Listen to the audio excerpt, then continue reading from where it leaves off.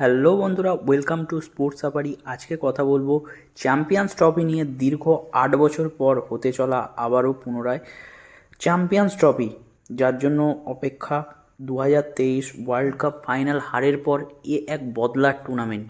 সেটা বলতে পারেন পুরো অস্ট্রেলিয়া বা অন্য যে কোনো টিমের বিরুদ্ধেই ভালো খেলার একটা তাগিদ। রোহিত শর্মা, বিরাট কোহলিদের শেষবারের মতন কোনো বড় ট্রফি জেতার সুযোগ। মনে হয় না এরপরে তারা খেলা কন্টিনিউ করবে।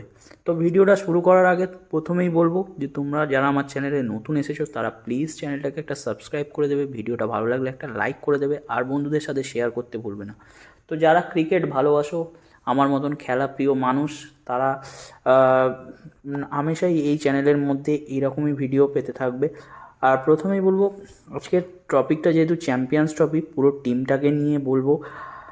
প্রথম খেলা শুরু হবে পাকিস্তান নিউজিল্যান্ডের নিয়ে। তো পাকিস্তানের মাটিতেই প্রথম, মানে এইবারের চ্যাম্পিয়ন্স ট্রফি, অনেক বছর পর কোনো বড় টুর্নামেন্ট হতে চলেছে। ভারত সেখানে যাবে না, ভারত নিরাপত্তাজনিত কারণে। সবাই জানি ভারতের সাথে পাকিস্তানের খুব একটা বেশি ভালো সম্পর্ক নয়। নিরাপত্তাজনিত কারণে ওখানে না যাওয়াই ভালো, এটাই মনে করি। অন্য টিমদের দেখা যাক, কিংবা পাকিস্তান বোর্ডের যে এখন পরিস্থিতি, তারা যে পরিমাণ অর্থ খরচ করবে, নিরাপত্তা দেবে বা কিছু করবে, সেই দিক দিয়েও কোনো ভরসা নেই। তাই আইসিসি যেভাবে করেছে সেটাকেই সমর্থন করব। আর ভারত দুবাইতে খেলছে, সেটাই একদম সঠিক সিদ্ধান্ত। আগামী 20 ফেব্রুয়ারি বাংলাদেশ আর ভারতের ম্যাচ আছে। প্রথম একই গ্রুপে বাংলাদেশ, ভারত, পাকিস্তান এবং নিউজিল্যান্ড আছে। অন্য গ্রুপে আছে আফগানিস্তান, সাউথ আফ্রিকা, ইংল্যান্ড আর অস্ট্রেলিয়া। এই 8 দলের মূলত চ্যাম্পিয়ন্স ট্রফি। চ্যাম্পিয়ন্স ট্রফিতে ভারত বরাবরই ভালো খেলে। লাস্ট 2013-তে জিতেছিল চ্যাম্পিয়ন্স ট্রফি। তারপর 2017 পাকিস্তানের সাথে ফাইনাল ম্যাচে হারে। সেক্ষেত্রে বদলা নেওয়ার ম্যাচ বলা যেতেই পারে, কিন্তু মনে হয় না ইন্ডিয়ান টিমের স্কোয়াড এই মুহূর্তে যা আছে বা ভবিষ্যতে যা হতে চলেছে, যারা খেলবে, মনে হয় না কোনো অংশে কোনো টিমের থেকে কম। এবারের চ্যাম্পিয়ন্স ট্রফিটা খুবই গুরুত্বপূর্ণ। এই ট্রফিটা জিতে অন্তত দুটো মেন প্লেয়ার, বিরাট কোহলি, রোহিত শর্মার কথা বলবো, তার সাথে জাদেজা আছে। এরা তাদের কেরিয়ার শেষ করতে চলেছে হয়তো, মেবি সীমিত ওভারের খেলায়। টেস্টের কথা এখনই বলতে পারবো না। টেস্টের পারফরমেন্সের কথা তো লাস্ট অস্ট্রেলিয়া টেস্টে দেখা গেছে হতাশজনক। আর বলবো চ্যাম্পিয়ন্স ট্রফি খুবই গুরুত্বপূর্ণ এই কারণেই, যেহেতু এটা কেরিয়ারের শেষ ম্যাচ। আমাদের অনেকেরই প্রিয় বিরাট কোহলি আর রোহিত শর্মা, শেষ বড় টুর্নামেন্ট হতে চলেছে, সেই কারণের জন্যই আবেগপূর্ণ হবে। তো এখন দেখা যাক ভারতীয় দলের চূড়ান্ত দল নির্বাচন নিয়ে কথা বলবো। অধিনায়ক থাকবেন রোহিত শর্মা, অটোমেটিক চয়েস। তারপরে শুভমান গিল, বিরাট কোহলি, শ্রেয়াস আইয়ার, কেএল রাহুল, হার্দিক পান্ডিয়া, অক্ষর প্যাটেল, ওয়াশিংটন সুন্দর, কুলদীপ যাদব, হর্ষিত রানা, মোহাম্মদ শামি, আর্শদীপ সিং, ঋষভ পান্ত এবং রবীন্দ্র জাদেজা। এছাড়াও সম্প্রতি জাসপ্রীত বুমরাহ চোটের জন্য তার জায়গায় সংযোজিত হয়েছে, যার জায়গায় তিনি হলেন জাসপ্রীত বুমরাহ।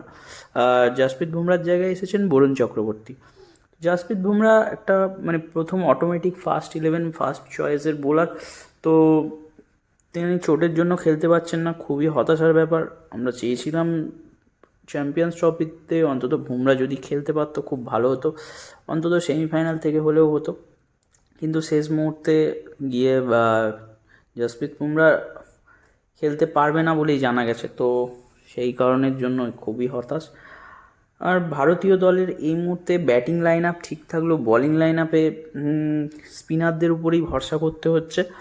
আর মোহাম্মদ শামি অনেক দিন পর চোট কাটিয়ে ফিরেছেন, রঞ্জি ট্রফি খেলেছে, তার সাথে ইংল্যান্ডের সিরিজ খেলেছে। তো দেখা যাক কেমন। লাস্ট বিশ্বকাপে খেলেছিল অসাধারণ, এবারে এই খেলা কেমন খেলবে বিদেশের মাটিতে, সেটাও দেখার বিষয়। ভারতীয় দল ভেবেই গেছে যে স্পিনের উপরেই বেশিরভাগ শক্তি প্রয়োগটা করবে, মানে শক্তিশালী দলটা স্পিনের উপর দিয়েই করবে বোলিং অ্যাটাকে। আর ব্যাটিং লাইন আপ নিয়ে কোনো কথা বলার নেই, শুধুমাত্র বিরাট কোহলি নিজের ফর্মটা নিয়ে যদি ফিরতে পারেন তাহলে অনেক, মানে দূর যেতে পারবেন। বিরাট কোহলি নিয়ে তো কোনো কথা বলার নেই, ওনাকে নিয়ে কথা বলবো সেই যোগ্যতা নেই।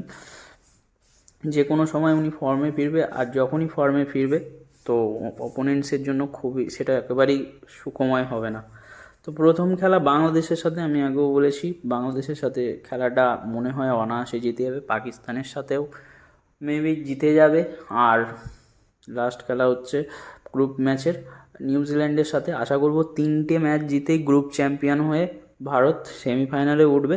তো দেখা যাক, এই প্রত্যেকটা ম্যাচের রিভিউ সবই করব।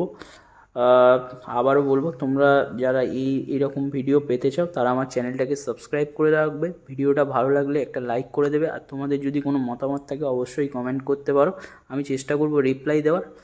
তো আজকের মতন টাটা।